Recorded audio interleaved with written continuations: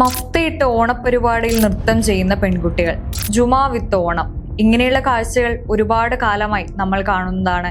മുൻപൊരിക്കൽ വേട്ടയൻ എന്ന തമിഴ് സിനിമയിലെ മനസ്സിലായോ എന്ന പാട്ടിന്റെ രംഗത്തിൽ മഫ്ത ധരിച്ച പെൺകുട്ടികൾ നൃത്തം ചെയ്തതും വലിയ വിവാദങ്ങൾക്കും സദാചാര ചർച്ചകൾക്കും വഴിയൊരുക്കിയിരുന്നു.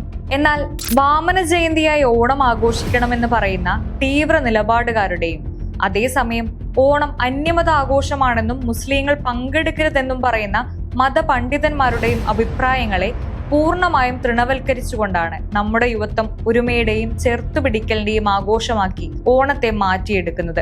ഓണം ഒരു മതത്തിന്റെ മാത്രം ആഘോഷമാണോ? മുസ്ലിങ്ങൾ ഓണം ആഘോഷിക്കാൻ പാടുണ്ടോ? ഈ ചോദ്യങ്ങൾ ഒരുപക്ഷെ നിങ്ങൾ പലയിടത്തും കണ്ടിട്ടുണ്ടാകും.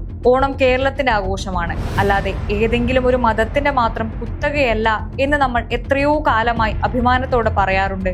എന്നാൽ ഇത്തവണ ഓണാഘോഷത്തിനിടയിൽ തട്ടമിട്ട് നൃത്തം ചെയ്ത പെൺകുട്ടികളുടെ റീലുകൾക്ക് താഴെ വന്ന കമന്റുകൾ കണ്ടപ്പോൾ നിങ്ങൾക്കും അത്ഭുതമോ അതൃപ്തിയോ തോന്നിയിട്ടുണ്ടോ? ചില മുസ്ലിം മതനേതാക്കളുടെ നിലപാട് വളരെ വ്യക്തമാണ്. ഓണം എന്നത് മഹാവിഷ്ണുവിന്റെ പുരാണ ഐതിഹ്യങ്ങളുമായി ബന്ധപ്പെട്ട ഒരു ഹൈന്ദവ ആഘോഷമാണെന്നും അതുകൊണ്ട് തന്നെ ആദർശം വിട്ടതിൽ പങ്കുചേരരുതെന്നും അവർ പറയുന്നു.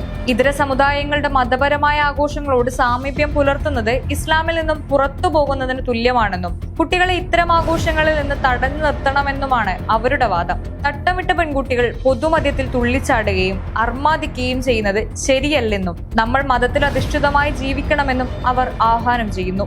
ഒരു വിഭാഗം ഇതിനെ വിദ്വേഷം പടർത്താനുള്ള ശ്രമമായി കാണുമ്പോൾ മറ്റൊരു വിഭാഗം ഇതിനെ മതപരമായ ആദർശ സംരക്ഷണമായി കാണുന്നു.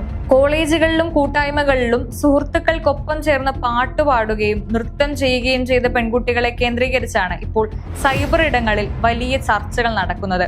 തട്ടമിട്ടുകൊണ്ട് ഇങ്ങനെ ചെയ്യാമോ?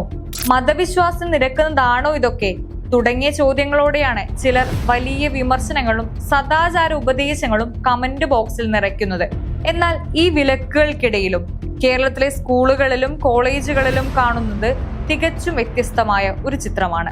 അവിടെ നമ്മുടെ കുട്ടികൾ പരസ്പരം കൈകോർത്ത് ഓണം അടിച്ചു പൊളിക്കുകയാണ്. ഓണാഘോഷ വേഷത്തിൽ തന്നെ പള്ളിയിൽ പോയി വെള്ളിയാഴ്ച നമസ്കാരം നിർവഹിച്ച വിദ്യാർത്ഥികളുടെ ദൃശ്യങ്ങൾ ജുമാ വിത്ത് ഓണം എന്ന തലക്കെട്ടോടെ സോഷ്യൽ മീഡിയയിൽ ഏറെ ശ്രദ്ധ നേടിയിരുന്നു. മറ്റൊരു സ്കൂളിൽ ഓണപ്പരിപാടിക്കിടെ ഒരു കൊച്ചു ബാലൻ മാപ്പിളപ്പാട്ട് പാടിയപ്പോൾ അവന്റെ ചുറ്റുമുള്ള കൂട്ടുകാരും അധ്യാപകരും നിറഞ്ഞ കയ്യടികളോടെയാണ് അവനെ പ്രോത്സാഹിപ്പിച്ചത്. സോഷ്യൽ മീഡിയയിലൂടെ ആളുകളെ വിധിക്കാനും പരിഹസിക്കാനും എളുപ്പമാണ്.